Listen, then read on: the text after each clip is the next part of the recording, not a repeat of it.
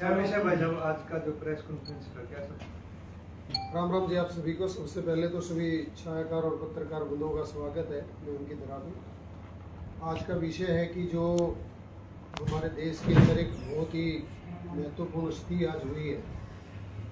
मैं याद करना चाहूँगा इस मौके पे हमारे देश के जो असल में रतन थे, रतन टाटा जी, आज उनको खोकर देश को एक बहुत ही हानि हुई है जो कभी किसी शब्दों में बयां करना मुश्किल है।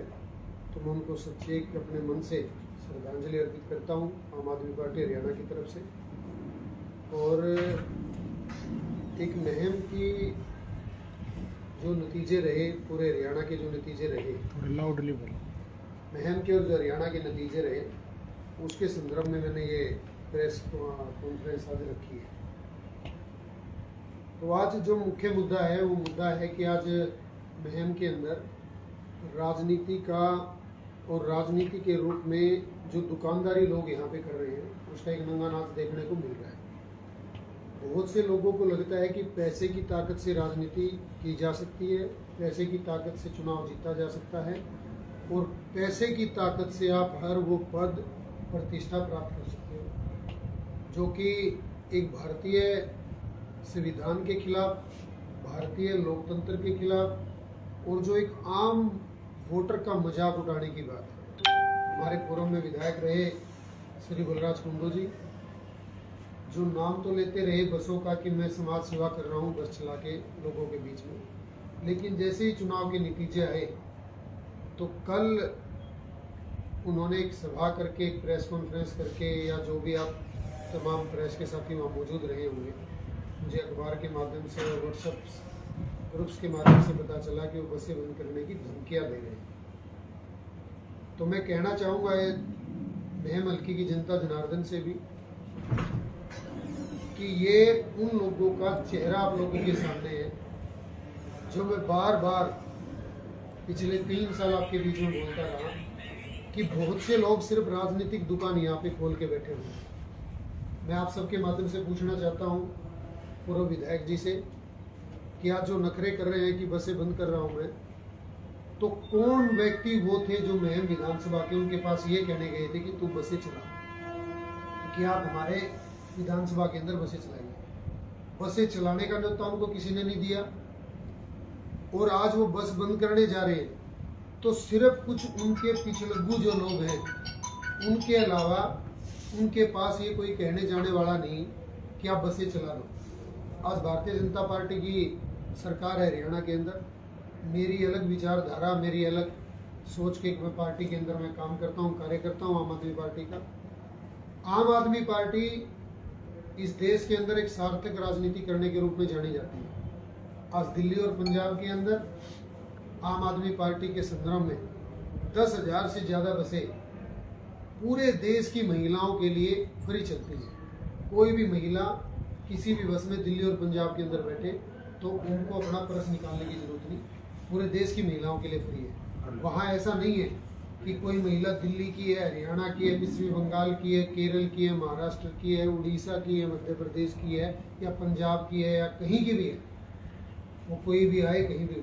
पहले दिन से मैं बोलता रहा कि ये जो बसें चलाई जा रही है सिर्फ अपना राजनीतिक उद्देश्य पूरा करने के लिए चलाई जा रही है। और मत का अपना प्रयोग करने वाला मतदाता क्या मतलब आज अपनी मत का उपयोग इस तरीके से करे कि किसकी बस चल रही है और किसकी बंद हो जाएंगी। 90 विधानसभाओं में चुनावी सरगर्मियां तेज होने के साथ साथ कुछ लोगों ने बसें चलाई भी, कुछ लोगों ने हार के बसें बंद कर दी, कुछ लोग 2 महीने में बंद कर देते, कुछ 4 महीने में। तो ये सिर्फ पूरा ड्रामा है, राजनीति के रूप में लोग अपनी दुकानें चला रहे हैं। और एक आपके माध्यम से एक बात रखना चाहूँगा कि हर एक वोटर उनको ध्यान से सुन भी रहा है और समझ भी रहा है कि वो चाहते क्या है। वो ये चाहते हैं कि पूरा हल्का उनके सामने बिकाऊ होके रहे कि उनकी बसें चले तो वोट उनको दें। बसों के अलावा हल्के के अंदर मैं पूछना चाहता हूँ विधायक जी ने कितने स्कूल बनवाए, कितने विधायक जी ने यहाँ पे अस्पताल बनाए, पूर्व विधायक जी ने कितने नौजवान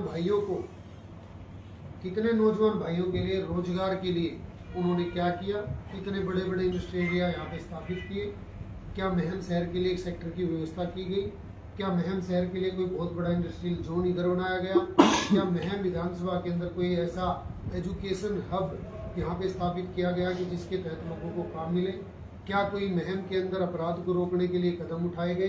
क्या महम के अंदर पानी की जो व्यवस्था इतनी दुर्गति झेल रहा है, महम आज पीने का पानी नहीं है, नहाने का पानी नहीं है। मैं तो ये कहूँगा कि गाँव के अंदर तो डंगरों को पानी पिलाने का पानी बचा नहीं है। आज पानी के लिए क्या व्यवस्था उन्होंने की? क्या उन्होंने महम के किसान के लिए किया?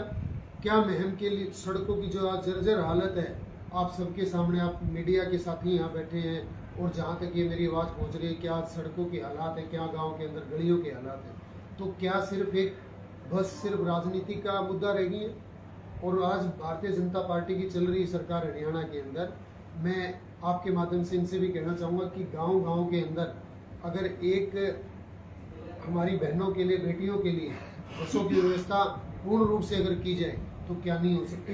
मैं इसके लिए आवाज़ उठाऊंगा और परिवहन विभाग के यहाँ पे जो हमारे बड़े अधिकारी हैं उनसे मिलूंगा और हर गांव के अंदर से एक रूट प्लान बना के सरकार के सामने ये बात भी रखूँगा कि लड़कियों के लिए, हमारी बहनों के लिए ही नहीं, हमारे भाइयों के लिए भी गाँव के अंदर से बसों का एक ऐसा सिस्टम बनाया जाए, ऐसे रूट प्लान तैयार किए जाए जिससे बसें चलें। और विधायक, जो पूर्व विधायक जी, उनसे मैं कहना चाहूँगा कि अगर अब आगे ये बसें महम के अंदर चले तो मुझे लगता है कि वो सिर्फ और सिर्फ एक वोट की राजनीति के लिए वो बसें चलेंगी। अदरवाइज उनका जो रूप है, उनका जो चेहरा है, वो लोगों के सामने आ चुका है कि वो बस इसलिए चला रहे थे कि ताकि लोग उनको वोट दें। ऐसे ही उन्होंने जुलाना में चलाई, वहाँ से बंद की।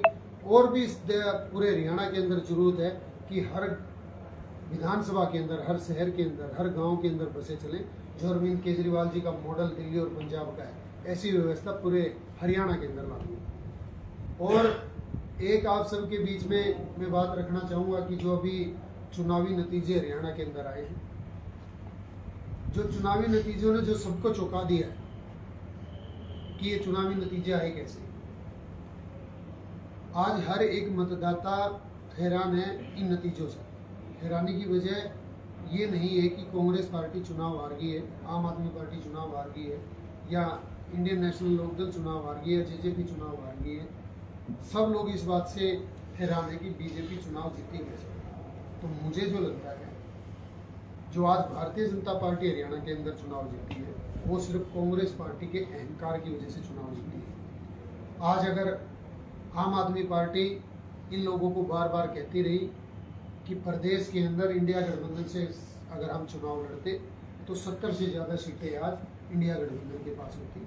आज कुछ नेताओं ने सिर्फ अपने बच्चों के लिए, उनकी राजनीति के अंदर कोई नई दखलंदाजी ना हो, इसके लिए आज पूरे हरियाणा के भावनाओं को, पूरे हरियाणा के हितों को तार तार करके रख दिया। और जो आज कांग्रेस पार्टी चुनाव हारी है, वो कांग्रेस पार्टी सिर्फ और सिर्फ अपने अहंकार की वजह से हरियाणा के अंदर चुनाव हार गई। और इनके अहंकार की वजह से आज प्रदेश के अंदर तीसरी बार भारतीय जनता पार्टी की सरकार बनेगी। क्योंकि हर एक वर्ग, हर एक व्यापारी वर्ग हो, कर्मचारी वर्ग हो, किसान वर्ग हो, पहलवान वर्ग हो, नौजवान वर्ग हो, हर एक पिछड़ा वर्ग हो, सब भारतीय जनता पार्टी से परेशान था। सिर्फ और सिर्फ कांग्रेस पार्टी के शीर्ष लीडरशिप ने जो अपनी अहंकारी रवैया अपनाया। और खास करके मैं कहूँगा कि जो महम की विधानसभा सीट थी, जिन लोगों को लग रहा था कि महम की विधानसभा सीट से, अगर महम की विधानसभा सीट आम आदमी पार्टी के हिस्से में चली जाती तो 100% यहाँ से आम आदमी पार्टी जीती और आने वाला समय जो कांग्रेस के लीडर थे उनके लिए दिक्कत चुनौतियों भरा हो जाता। तो मैं आज उन नेताओं को भी आपके माध्यम से कहना चाहता हूँ कि अब आप लोग जो ये कह रहे थे कि सिर्फ महम से आम आदमी पार्टी जीती, महम से आम आदमी पार्टी तो आज नहीं जीती, लेकिन महम से आम आदमी पार्टी ने लोगों के दिलों को जीतने का काम किया। वोट भले ही कुछ मात्रा में हमें कम मिली हो, लेकिन लोगों का आशीर्वाद मिला, लोगों का प्यार मिला और हमने महम की विधानसभा के अंदर हर वोटर का दिल जीतने का काम किया। महम के अंदर आम आदमी पार्टी के एक कार्यकर्ताओं ने दिन रात मेहनत की और यही मेहनत आने वाले अगले 5 साल के लिए जारी रहेगी। मैं खुद हर गली गली, हर दरवाजे तक मैं खुद जाऊंगा, दिन रात मेहनत करेंगे। जितनी मेहनत हमने पहले 3 साल में की, उससे 50 गुना ज़्यादा मैं दोबारा से मेहनत करूंगा। आम आदमी पार्टी का एक सिपाही होने के नाते 2029 के चुनाव के लिए, विधानसभा चुनाव के लिए आप सबका, जनता जनार्दन का, महम की लोगों का, मेरी माताओं बहनों का आशीर्वाद मेरे पे रहा तो 1000% चुनाव लड़ेंगे और निश्चित रूप से महम के अंदर एक विजयी पताका फहराने का काम 2029 के अंदर करेंगे। हर प्रकार के दुख सुख में मैं पहले भी शामिल रहा हूँ, आगे भी शामिल रहूंगा। जितनी समाज सेवा के रूप में हमारे से कार्य बढ़ेंगे वो कार्य करेंगे। दिल्ली पंजाब के अंदर हमारी सरकार चल रही है। खुले दिल से आप लोगों को आमंत्रित करता हूँ, जिन भी भाइयों का दिल्ली पंजाब के अंदर किसी भी प्रकार का कोई आम आदमी पार्टी से संबंधित कोई काम है तो मैं आपका स्वागत करूंगा। आप अपने भाई को, अपने बेटे को किसी भी समय, किसी भी सूरत में याद कर सकते हो।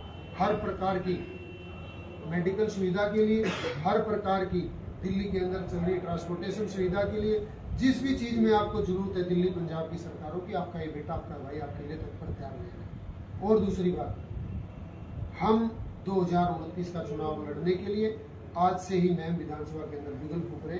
2029 का चुनाव विकास मेहरा जनता जनार्दन के आशीर्वाद से लड़ेगा भी, और जनता जनार्दन के आशीर्वाद से, माताओं बहनों के प्यार प्रेम से हम उस चुनाव को जीतने का भी काम करेंगे। महम से जो कांग्रेस प्रत्याशी की जीत हुई है उसको कैसे देखते हैं? मुझे लगता है कि महम के अंदर कांग्रेस प्रत्याशी की कोई जीत नहीं हुई। यहाँ पे जो जीत हुई, जो रोहतक के नाम पे अपने आप को सबसे बड़े नेता कहते हैं, लोगों ने उनके नाम पे वोट दिया। एक झूठी वाहवाही लूटने के लिए पूरे प्रदेश के अंदर एक बयानबाजी चलती रही कि कांग्रेस पार्टी की सरकार आ रही है, भूपेंद्र सिंह हुड्डा मुख्यमंत्री बन रहे हैं, ये वो फलाना धटाड़ा मुकाड़ा। और जो गांव के अंदर इनके लोग मौजूद थे, जो गांव के अंदर मैं कहूँगा कि जो नौकरियों के दलाल घूम रहे थे, उन्होंने गांव के अंदर नौकरियों के दलालों ने घर घर जाके जो फीतों से नौजवान बच्चों की छातियां मापने का एक घिनौना कृत्य किया और उन लोगों के साथ जो मजाक किया, अब वो लोग उनसे ज्वाइनिंग लेटर की डिमांड कर रहे हैं कि गांव के अंदर जो हमारे जो अभी नवनियुक्त विधायक जी बने हैं, जो गांव के अंदर घर के अंदर नौकरियां बांटने का जिन्होंने काम किया है, एक घिनौना कार्य जिन इनके कार्यकर्ताओं ने किया है, तो अब वो ज्वाइनिंग लेटर जाके गाँव के अंदर लोगों को वितरित करें। और जो आज महम शहर के अंदर जो असुविधाओं का तांता लगा हुआ है, मुझे पूर्ण रूप से विश्वास भी है कि जो पहले की कार्य प्रणाली महम के अंदर रही, तो विधायक जी, माननीय विधायक जी अभी जो जीते हैं, जो बने हैं भाई बलराम दांगी जी, वो उन सभी कार्यों को पूरा करेंगे, मुझे ये विश्वास है। और अगर वो इन कार्यों को पूरा नहीं करवा पाए या उसमें कहीं भी वो सच्चे साबित नहीं है, तो आने वाले चुनाव के अंदर उसका खामियाजा कांग्रेस पार्टी को, यहाँ के मौके के विधायक को और जो लोग इनके साथ जुड़े हैं उनको भुगतना पड़ेगा। भाजपा का क्या भविष्य देखते हैं? मुझे लगता है कि भाजपा का तो डिब्बा गोल हो चुका है। भाजपा का महम के अंदर कोई जनाधार नहीं है। आए चुनाव के अंदर आप सबने देखा है कि भाजपा का यहाँ पे कोई वर्चस्व ही नहीं रहा। पहले भी कोई वर्चस्व नहीं रहा और आज भी कोई वर्चस्व नहीं है। भाजपा नाम की दुकान महम के अंदर बंद हो चुकी है, महम से सफाया हो चुका है। आने वाला समय आम आदमी पार्टी का है और आपके माध्यम से जितने युवा साथी इस वीडियो को और इस प्रेस कॉन्फ्रेंस को देख रहे हैं, आपको खुले दिल से आमंत्रित करता हूँ, आम आदमी पार्टी से जुड़िए। एक ही विकल्प पूरे देश के अंदर और पूरे प्रदेश के अंदर बचा है। अब लोग मान चुके हैं 2000, अब परिणामों से आप ले सकते हो, 2005 के अंदर कांग्रेस पार्टी की सरकार बनी थी, 67 सीटें थी। उसके बाद से कंटिन्यू कांग्रेस पार्टी का ग्राफ नीचे की ओर चलता चला गया। 2009 में जो सरकार बनी उसमें 40 सीटें आई। 2014 में जो सरकार बनी उसके अंदर मात्र 15 सीटें आई। 2019 में जब दोबारा से चुनाव हुए तो 31 सीटें आई। अब 2024 में जब चुनाव हुए तो 36 सीटें आई हैं। तो अब लोग मान चुके हैं कि भारतीय जनता पार्टी को कोई हरा सकता है तो आम आदमी पार्टी है। आम आदमी पार्टी विकल्प है जो अब आने वाले समय के अंदर हमने करके दिखाया है। हमने भारतीय जनता पार्टी को 3 बार पहले दिल्ली के अंदर हराया, 1 बार हमने पंजाब के अंदर हराया। भारतीय जनता पार्टी जो पिछले 20 साल से एमसीडी के अंदर शासन दिल्ली प्रदेश के अंदर कर रही थी, वहाँ पे हमने भारतीय जनता पार्टी को हराया। और अभी मात्र 5 महीने बाद चुनाव है, मार्च के अंदर दिल्ली में संभावित है, मार्च के अंदर दिल्ली में चुनाव होंगे, तो हम भारतीय जनता पार्टी को दोबारा से दिल्ली के अंदर हराने जा रहे हैं। आपके चुनाव में निंदाना गांव की क्या भूमिका है? देखिए, एक जो लोगों के लिए सौगंध था और जो लोग बार बार कह रहे थे कि निंदाना नगर कभी भी एक साथ इकट्ठा नहीं हो सकता, तो मेरे लिए भगवान का रूप मेरे गांव राव ने लिया और बहुत ज़्यादा मात्रा में, जितनी आज तक कभी इस देश के प्रदेश के अंदर रहे मुख्यमंत्रियों को जो अपने गांव से आशीर्वाद नहीं मिला, वो उन्होंने अपने बेटे को आशीर्वाद देने का काम किया। और वो आशीर्वाद तब दिया जब उनको पता था कि हार का चुनाव है, क्योंकि चीज़ें सब कुछ सामने नजर आ रही थी कि हम अपनी एक लड़ाई लड़ रहे थे, एक वर्चस्व खड़ा करने के लिए आम आदमी पार्टी का मुहिम के अंदर, कि एक स्थान हो, एक स्टैंड कायम हो। तो आज वो स्टैंड बन चुका है। आने वाले समय के अंदर नगर निदाना ही नहीं, साथ में नगर फरमाना भी, और भी तमाम जो हमारे गांव में विधानसभा के अंदर आते हैं, हर जगह से प्यार मिलेगा। और जैसे प्रचंड जीत निदाना नगर से मिली है, ऐसे ही आने वाले समय के अंदर मैम विधानसभा के हर गांव के अंदर से आशीर्वाद प्राप्त होगा। विकास, जो बसें बंद होने के बाद जो लड़कियों की हालत है वो आज बसों में सबने देखी, उसके लिए रोड में क्या रहेगा संघर्ष का? उन लड़कियों को सुविधा कैसे मिलेगी, चाहे वो सरकारी सुविधा है, जैसे भी वो लोग कैसे जो है अपने संस्थान तक पहुंच पाए? मैं आज एक इस आपके माध्यम से एक बात और रखना चाहता हूँ। जो पत्रकार साथी ने एक बात पूछी है, 18 बसें वो चलाने की बात करते हैं मैम विधानसभा के अंदर। 18 बसों में कितनी सवारियाँ आती हैं, मैं पूछना चाहता हूँ पत्रकार साथियों से, कोई जवाब दे। 18 बसों में मैं मानता हूँ अगर 50 सीटर भी बस है तो 850 या 900 1000 लेडीज लड़कियाँ लगा लो, हमारी बहनें लगा लो। 1000 लड़कियाँ तो एक गांव में पढ़ती हैं। एक गांव के अंदर 1000 लड़कियाँ होंगी, बड़ा गांव अगर कोई है तो 1000 लड़कियाँ तो एक गांव के अंदर पढ़ने जाती है। तो क्या एक गांव से 20, 30 या 40 लड़कियों को ले जाके वो सब सोचना चाहते हैं कि मतों का हम लूट के ले जाएं यहाँ से, सिर्फ एक बसों के ऊपर अपनी राजनीति करते रहे? एक गांव के अंदर 1000 लड़कियां पढ़ती है पत्रकार महोदय कॉलेज के अंदर, तो बाकी लड़कियां कहाँ कैसे जाती है? और आज से पहले जब ये बसें नहीं चलती थी, क्या मैम विधानसभा की कौन से गाँव की लड़कियाँ पढ़ने नहीं जाती थी? वो आगे भी पढ़ने जाएंगी। उसकी व्यवस्था उनके भाई हैं, उनके बेटे हैं, उनके बच्चे हैं, इन लोगों के हम करेंगे। उसके लिए सरकार से लड़ना पड़ेगा तो लड़ाई लड़ेंगे। और मैंने पहले भी एक दिन ये बयान दिया था कि एक अच्छा विधायक बने महम के अंदर, एक अच्छे सपनों का, जो गरीब के सपनों से जुड़ा हो, और एक हर परिवार के अंदर मध्यम मजदूर परिवार से जुड़ा हो, किसान परिवार से जुड़ा हो, व्यापारी परिवार से जुड़ा हो, तो निश्चित रूप से सोचेगा। मैंने एक दिन हरमाणा के अंदर ये बात बोली थी कि अगर महम विधानसभा के अंदर आम आदमी पार्टी का विधायक मैं बनता हूँ तो 50 बसें मैं अकेला चलाने का काम करूँगा। और वो समय भी आएगा जब आम आदमी पार्टी की सरकार हरियाणा के अंदर बनेगी, तो मैं 50 बसें ही नहीं, जब जरूरत होगी जितने गांव हमारे होंगे तो हर गांव से एक बस लगाने का काम करेंगे। इस लड़ाई को हम खुद लड़ेंगे। हर गांव तक बस पहुँचाने के लिए सरकार से जितनी बड़ा मर्जी हमें इसके लिए आंदोलन करना पड़े, लड़ाई लड़नी पड़े, इस लड़ाई के लिए मैं तैयार हूँ, मैं लड़ूंगा। कब से, वही पूछ रहा मैं, कब से ये शुरू? क्योंकि समस्या तो आज भी है, कल भी आएगी, परसों भी आएगी, शुरू कब से होगा, मैं वही जानना चाहता हूँ। मुझे ये लगता है कि जब एकदम से किसी भी प्रकार की कोई चल रही प्रक्रिया रुकती है तो उसके लिए दिक्कत आती है। मैंने आज बात की थी रोडवेज जीएम से इस मामले में, तो रोडवेज जीएम ने मेरे को 2 दिन का समय मांगा है कि 2 दिन के बाद आप मुझसे मिल लीजिए। तो मुझे लगता है कि सोमवार को मैं इस मामले पे जीएम साहब से करूँगा, और उन्होंने मुझे आश्वस्त भी किया कि सोमवार से हम इस पर कोई अच्छा फैसला लेंगे। चुनाव के दौरान आपके गांव में महिला को घसीटा गया और आरोप आपके परिवार की महिलाओं पर लगाया। देखिए, जो महिला को घसीटा गया बोल रहे हो, वो मेरे परिवार की, मेरी माँ समान है, मेरी भाई है, मेरे परिवार का हिस्सा है। मेरे गांव राम के अंदर ही नहीं, मेरे महम विधानसभा परिवार के अंदर आने वाला हर मतदाता जिससे मेरा सीधा संबंध है, मेरी माँ के रूप में, मेरे भाई के रूप में, मेरे पिताजी समान बुजुर्गों के रूप में, हमारे काके ताऊओं के रूप में, हमारी बहनों के रूप में उनको घसीटा नहीं गया था। वो बूथ के ऊपर अनरेबल बातें कर रही थी, आने वाले मतदाता को प्रभावित कर रही थी, तरह तरह की गाली गलौज कर रही थी। तो कुछ वहीं पे लगी हुई लाइन में लेडीज जिनको गंदी गालियां नहीं भाई, वो उनको उठा के बाहर लाने की कोशिश कर रही थी, जिससे वो वहीं पे फैल गए, लेट गए। तो उनको सिर्फ उठा के बाहर लेके आ जा रहा था ताकि जो मतदान की प्रक्रिया सुचारू रूप से चल सके। वो हमारे घर परिवार की बात है, हमारे घर के अंदर उसमें कोई किसी प्रकार का कोई ऐसा कोई आपत्तिजनक काम हुआ, मारपीट या कुछ नहीं हुआ। वो एक सिर्फ कुछ लोग हैं जो राजनीति करना चाहते हैं, तो राजनीतिक लोग जो इसमें राजनीति करना चाह रहे हैं, उसके अलावा इसमें कुछ भी नहीं। बूथ कैप्चरिंग के आरोप उन्होंने लगाए। बूथ कैप्चरिंग कोई मजाक थोड़ी, इतना बड़ा लोकतंत्र हमारे देश का है। वहाँ पे हमारी पैरामिलिट्री फोर्सेस, हमारे हरियाणा प्रदेश की जो पुलिस और इलेक्शन कमीशन के लोग, हर तरह के लोग वहाँ पे मौजूद थे। बूथ कैप्चरिंग का तो चला गया जमाना।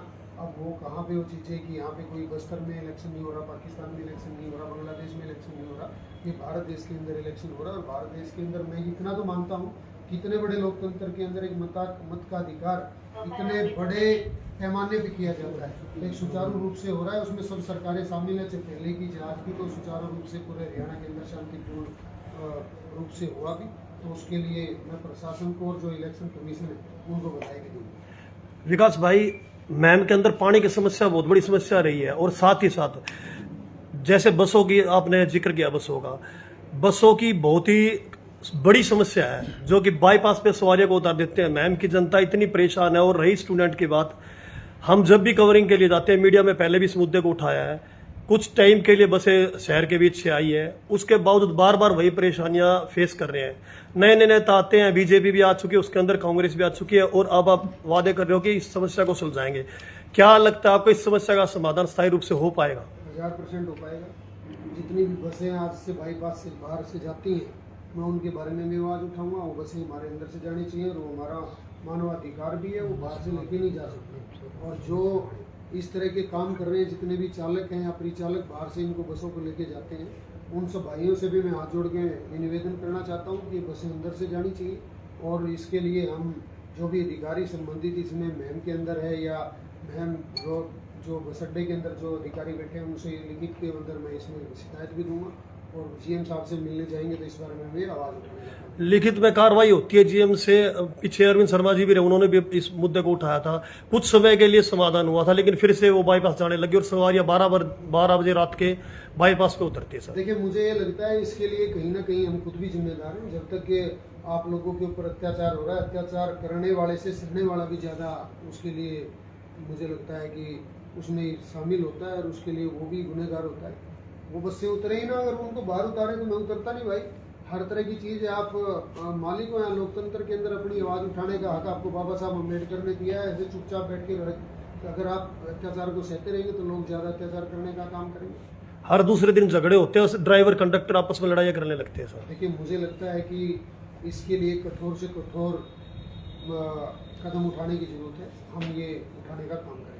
नशे को लेकर किस तरह से आप तैयारियां कर रहे हैं? देखिए, हर गली गली के अंदर मैम विधानसभा के अंदर नशा दिख रहा है। इसके लिए यहाँ का प्रशासन, यहाँ की पुलिस और यहाँ के जो स्थानीय नेता जो आज तक अपनी चौधर के नाम पे झूठी राजनीति करते हैं, वो लोग सब इसमें शामिल हैं। और मुझे जितनी बार भी आज तक मौका मिला है नशेड़ियों को पकड़ने का, नशेड़ी जहाँ से चीज़ें लेके आते हैं, उन केमिस्ट भाइयों के पास भी जाने का, या जो नशा बेचते हैं उनके पास भी जा के मैंने बार बार इसकी आवाज़ उठाई, और मैं आगे भी इसके खिलाफ आवाज़ उठाता हूँ।